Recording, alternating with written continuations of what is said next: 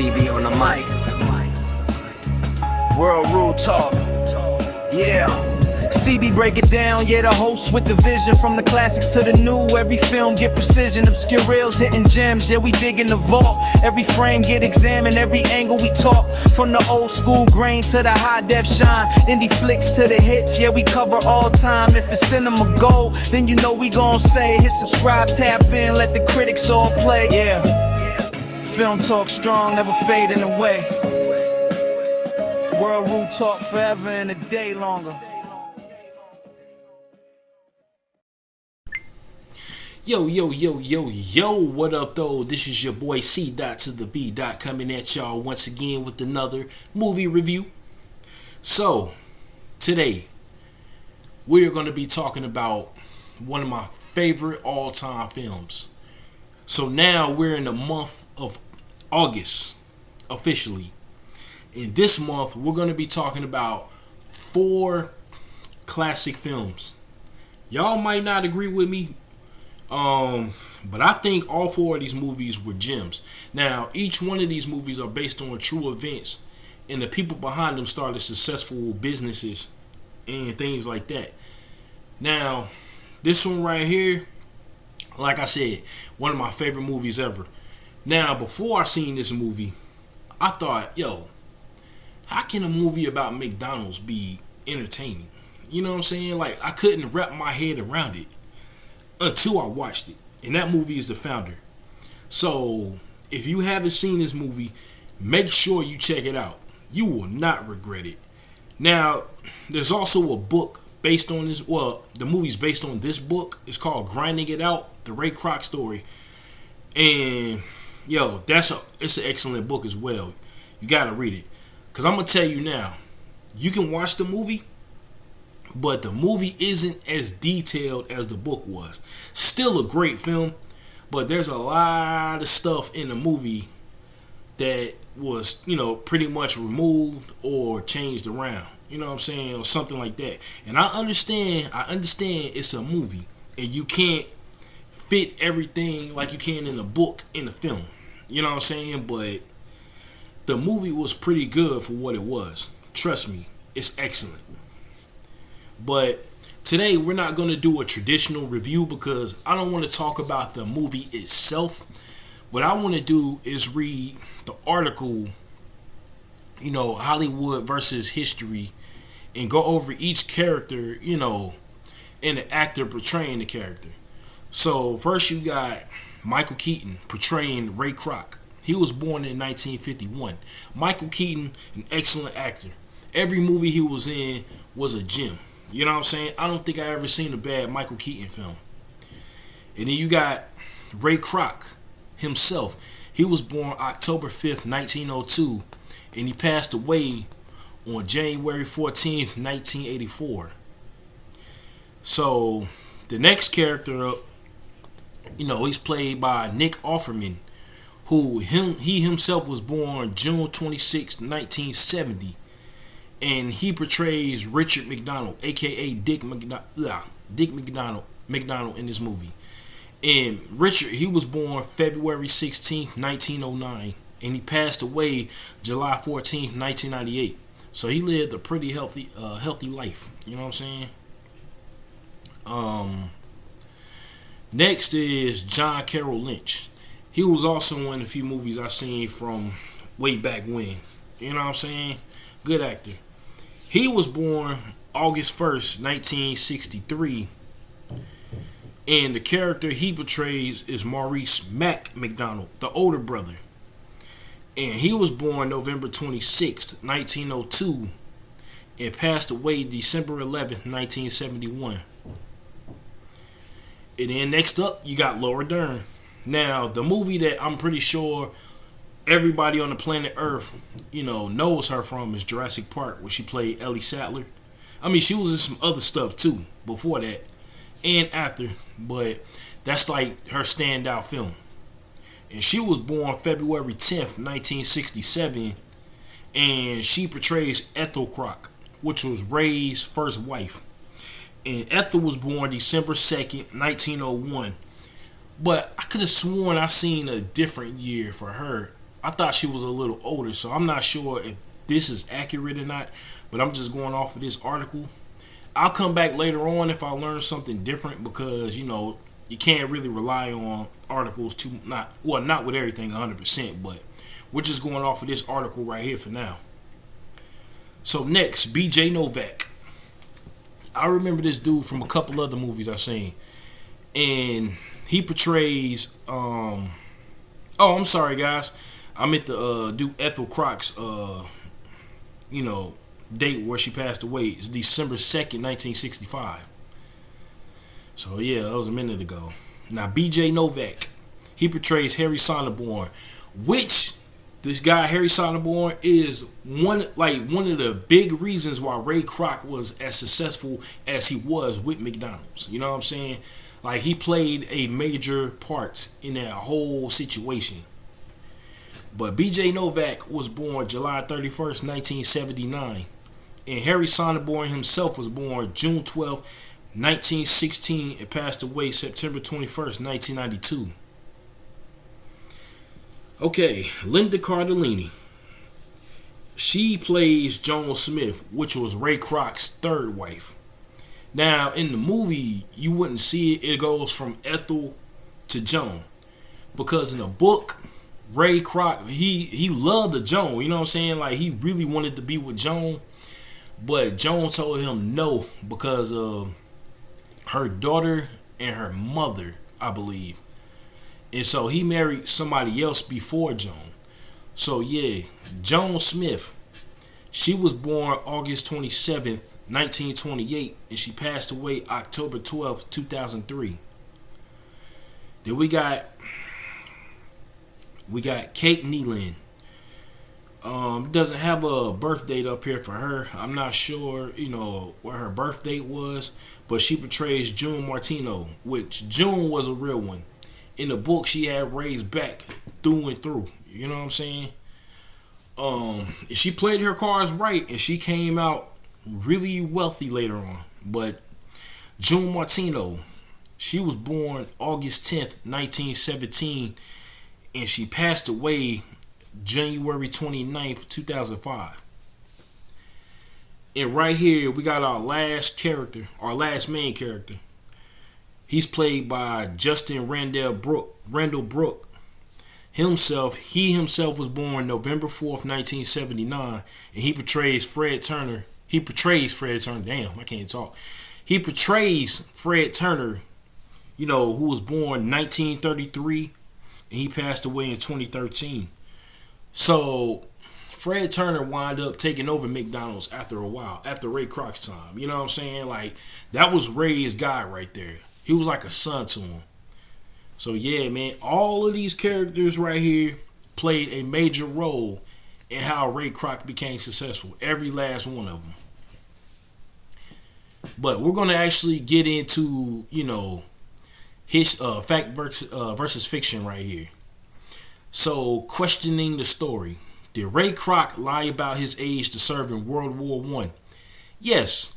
Born October 5th, 1902, Ray Kroc, pictured below left, lied about his age to serve in World War I as a Red Cross ambulance driver. He started training in 1917 when he was only 15 and was sent to France in 1918. Though not shown in the movie, the real Ray Kroc met fellow Illinois native Walt Disney. Well, yeah, he really did. While training for the Red Cross, Disney also lied about his age. The two men served in ambulance company A, together, but did not stay in touch much after the war. That is until Ray Kroc contacted Disney more than 3 decades later in late 1954 about putting a McDonald's on Disney theme park property. It didn't happen, not until the late 1990s. Yo, that's crazy, man. Like, these were like extremely successful dudes, man, and they knew each other way back when. Did McDonald's really start out as a drive-in and barbecue restaurant? Now, I can tell you that, yes. The founder, True Story, confirms that brothers Richard and Maurice Mac McDonald opened a drive-in barbecue and burger restaurant in Arcadia, California in 1937 It then moved it to San Bernardino in 1940. It was successful for 8 years, but they eventually decided that the service was too slow and shut it down in the fall of 1948 in order to reopen with a streamlined menu and more efficient system. They focused on just hamburgers, french fries, and soft drinks, and they did away with the car hops, which were time consuming. This was after the war years. Recall Richard McDonald. People were pretty impatient. Everybody seemed to be in a hurry. Here we had this very slow system. I'm going to say this right here. A lot of people thought that they were crazy for shutting it down because they were extremely successful just with that. You know what I'm saying? But they noticed that it was only 3 things on the menus I was selling. Maybe 4.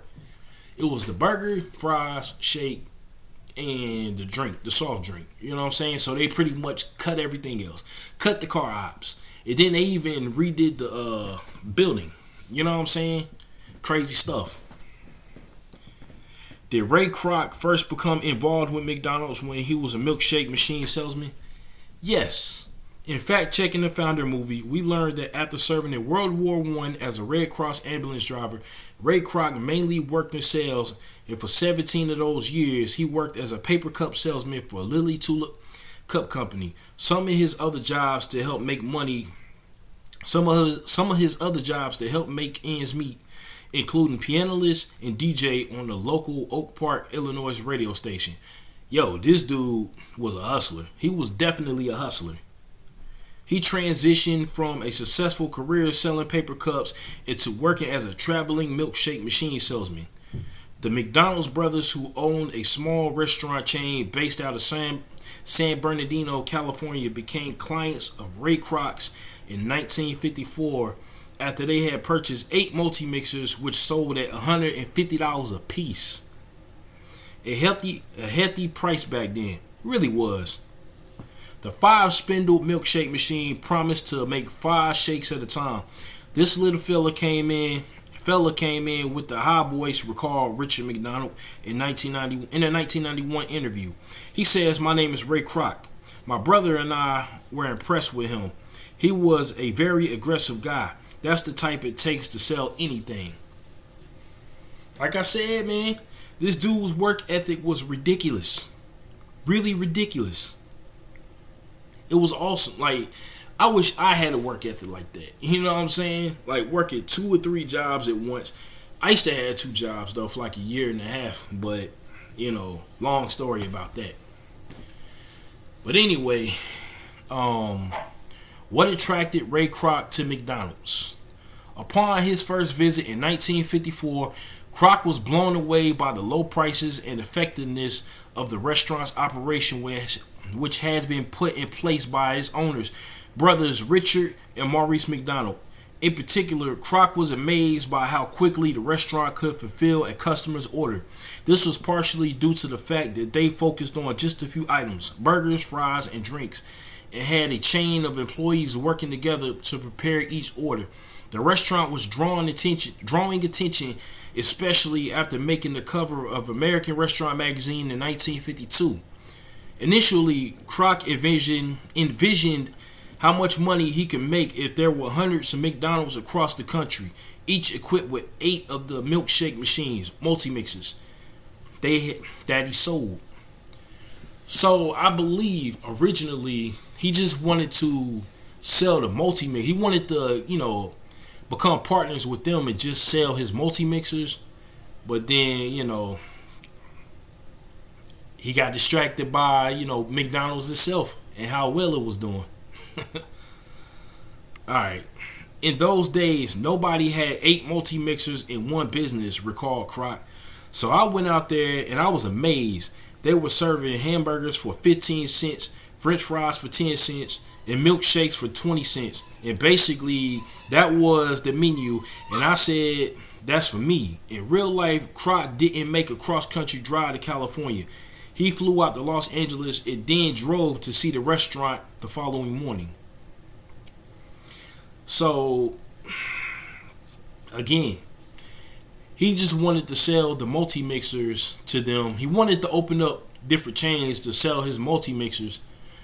But you know, again, he got caught up in what McDonald's had. You know what I'm saying? He saw what they didn't. What role did Ray Kroc first play in the McDonald's company? Like in the Founder movie, Kroc proposed that he worked as a franchising agent in exchange for a very small slice of the profits. The previous franchising agent, Bill Tanzi, quit due to health issues in 1955. Kroc founded the Franchise Realty Corporation, a predecessor of the McDonald's Corporation, which helped to facilitate the restaurant's expansion while giving Kroc a healthier return on his efforts. It should be noted that franchises are responsible for creating some of McDonald's most well-known menu items, including the Egg McMuffin, the Big Mac, and the Filet-O-Fish. That is true. You had different franchisees from different places that came up with these ideas. Like, for real. Did Ray Kroc bring the idea of franchising to McDonald's? No. The founder true story reveals that Richard and Mac McDonald had already sold more than 20 franchises and opened 8 restaurants themselves by the time they met Ray Kroc in 1954. Kroc got wind that the brothers were looking for help expanding, so he offered to buy the U.S. franchising rights. Did taking over McDonald's really contribute to Ray Kroc's first marriage deteriorating? Yes. However, in fact-checking the founder, we confirmed that Kroc's relationship with his family had been deteriorating before he became involved with McDonald's. Though he had earned nice commissions as a paper cup salesman, his relationship with his wife Ethel and his daughter Marilyn, which we never really, learned who she was in the movie because she was never brought up. But, his daughter Marilyn was strained. As a result, he put everything he had into work, leaving little time for his family. Ethel had opposed his decision to start selling milkshake machines, believing he was giving up a good job and was too old to start a new career. His obsession with work only intensified after he made the McDonald's brothers. He and his wife Ethel divorced in 1961. The same year, he spent $2.7 million to buy out the McDonald's stake in the company.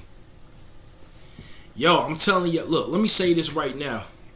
So, if you got a good man, right, and this is for the women, if you got a good man and he's trying, like he's really doing everything he can to make it, to, get y'all out of a bad situation and get you into a better place and have a better life, stick with him. Do not nag him. Do not sit here and put him down, because I'm telling you right now, if you do stuff like that, if you constantly sit here and tell him to give up and quit, and he, literally makes it to where he wants to be, oh, you best believe he's going to let you go. And vice versa. You know what I'm saying? It could be like that for the women too. You know what I mean? But don't put nobody down when they're trying to come up. Believe me, it is not going to work out for you in the end. How old was Ray Kroc when he became a successful McDonald's? Kroc was 52 when he found success with McDonald's. When he teased that he was an overnight success at the age of 52, Kroc reminded people of the long road it took to get there. I was an overnight success, alright, but 30 years is a long, long night. But before McDonald's, Kroc had worked as a piano player, a paper cup salesman, and a multi-mixer salesman. The latter being the job that introduced him to the McDonald's brothers, Dick and Maurice.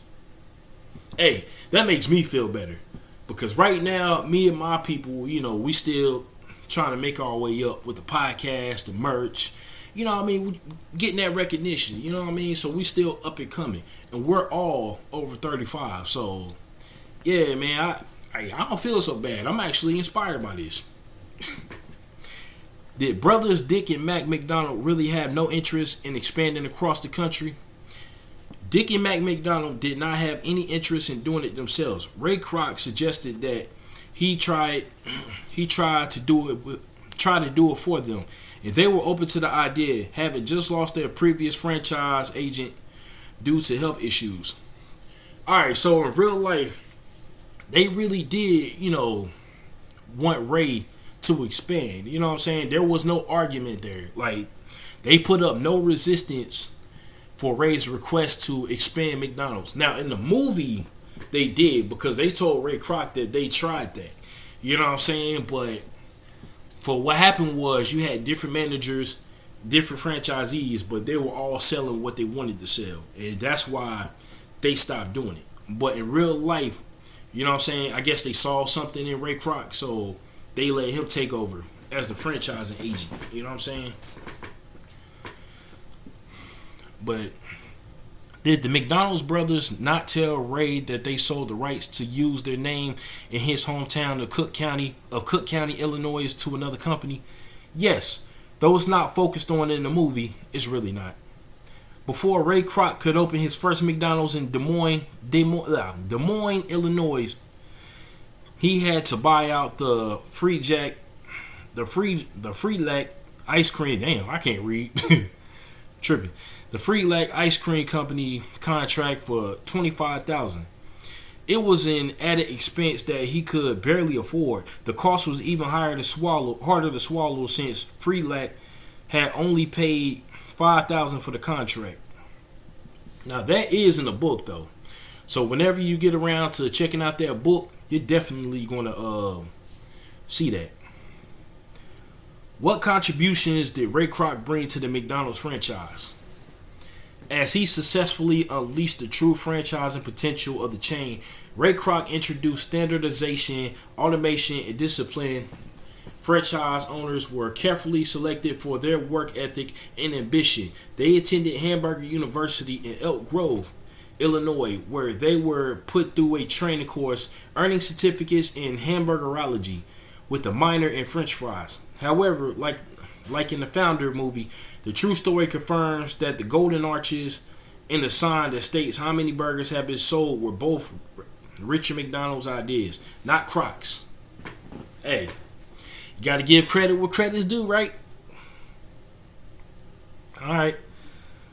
Was Ray Kroc really doing all the franchising work while the McDonald's brothers sat back and collected profits? Yes, Ray was so eager to see the restaurant expand, he made a hasty deal with the brothers. As Ray sold the franchises, the brothers made a lot of money for doing nothing. Like in the Founder movie, Ray met Harry Sonneborn, played by B.J. Novak, a financial expert who showed him another way of making money off the deal that would not involve selling hamburgers. It involved creating a real estate company that will buy up or lease the land of which all McDonald's will be located. Then franchisees would pay Ray Kroc a monthly rental fee for the land or a percentage of their sales, whichever was greater. Kroc started the Franchise Realty Corporation in order to execute the plan. Now, people signing bad contracts all the time is common, because you got, young people out here, especially in the music industry, signing them 360 deals. They're just so eager to get fame and money, you know what I'm saying, that they're not really looking at the contract. So you got to look at these contracts, man. You got to. When did Ray Kroc become president of McDonald's Corporation? The McDonald's Corporation. Kroc became president in 1955. He continually clashed with the brothers and bought out all Dick and Mac McDonald shares. 6 years later, in 1961, he held the title of president until 1977, where he reassigned himself to the position of senior chairman. This was his title in the company until his passing in 1984. See? Did Ray Kroc really meet Joan Smith when he saw her playing the organ at a restaurant? Now, this part I can tell you. Yes, he did. But unlike the movie, she wasn't married to the restaurant's owner. She was married to someone else who did become a franchisee of Ray's. But let's keep going. Yes, this part of the movie appears to be largely true. Ray Kroc was having dinner at a Criterion restaurant and was speaking to the restaurant's owner, who was interested in becoming a McDonald's franchisee. During the conversation, Ray noticed an attractive woman playing classic organ music in the background. The owner took Ray over to introduce him to Joan Smith. Unlike in the movie, The restaurant's owner, Jim Zien, was not Jones' husband. She was married to Rollie Smith, who did eventually become involved with McDonald's as the manager at Zien's first location. Kroc, an experienced piano player, did perform duets with Jones, but not until later meetings. They only exchanged small talk during their first encounter. Soon, Ray moved out and divorced Ethel like in the movie. He gave her $30,000 a year in alimony, the car, the house, and pretty much everything else except for stock in McDonald's. Hey, I hate to say this, but I don't blame him. You know what I'm saying? Like, I feel like that was fair. You know what I'm saying? 30 G's a year, and this was still the 50. So, you know what I'm saying? That was pretty decent. So, you got the house, you got the car, and the insurance. What the movie doesn't show is that Jones' daughter and mother had helped convince her not to get a divorce and stay with her husband, Raleigh. Despite having fallen in love with Ray Kroc, it would take another 8 years before she would leave Raleigh to marry Ray. In the meantime, Ray married Jane Dobbins Green, who was John Wayne's secretary and completely opposite to Joan in personality. More of a pushover and less strong-willed than Joan, Ray never found true happiness with her, in part because he had never stopped loving Joan. Ray and Jane divorced in 1968. He married Joan the following year. Did Ray Kroc's deal to buy out the McDonald's brothers really not include the original McDonald's restaurant in San Bernardino? Yes. Kroc wasn't aware that the agreement excluded the original restaurant, but the McDonald's brothers insisted it did. He became furious, and since now he owned the rights to the McDonald's name, he forced Dick and Mac McDonald to rename the restaurant to the Big M.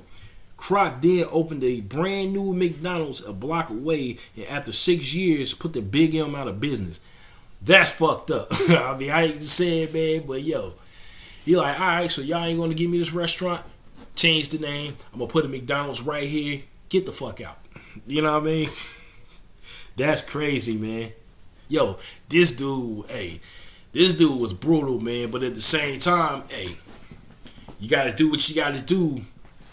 You know what I'm saying? To win that battle. The Ray Kroc reneged on his handshake to pay the McDonald's brothers a percentage of the revenue from the franchise? Yes.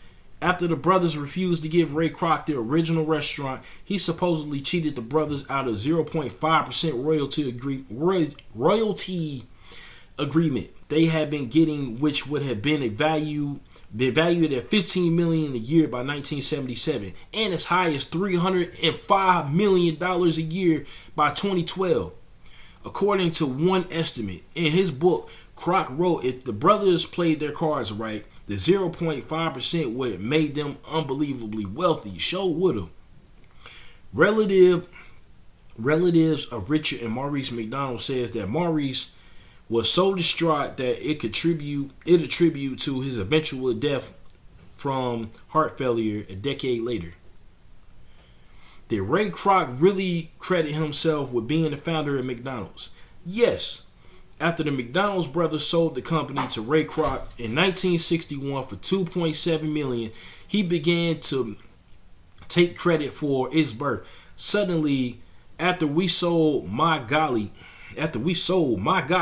he elevated himself to the founder, said Richard McDonald in a 1991 interview.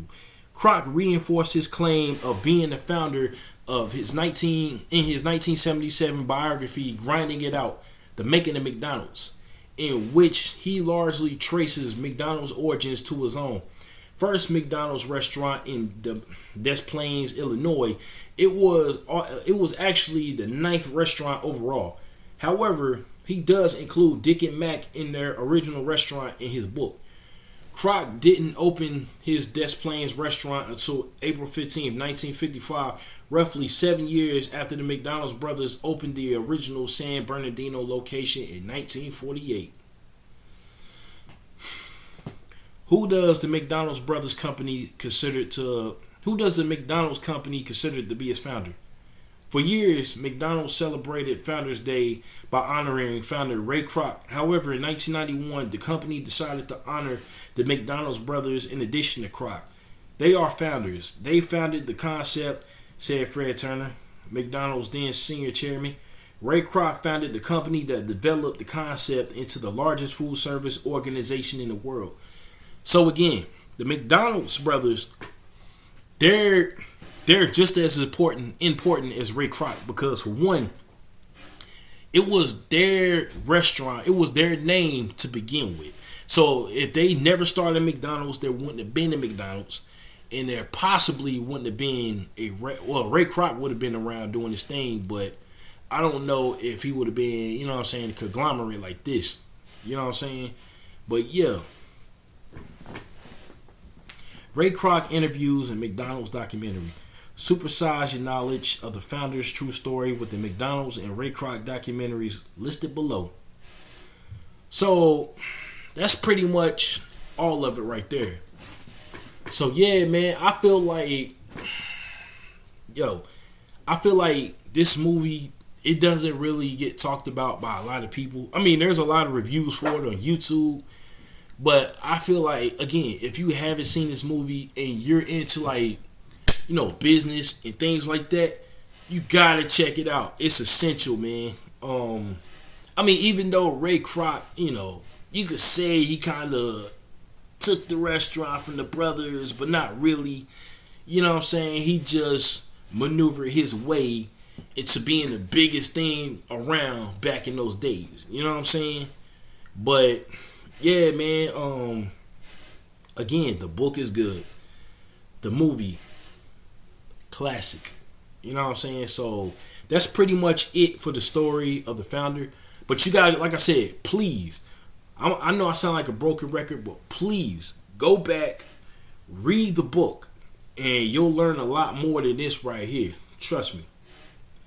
But that pretty much does it for the review for the founder.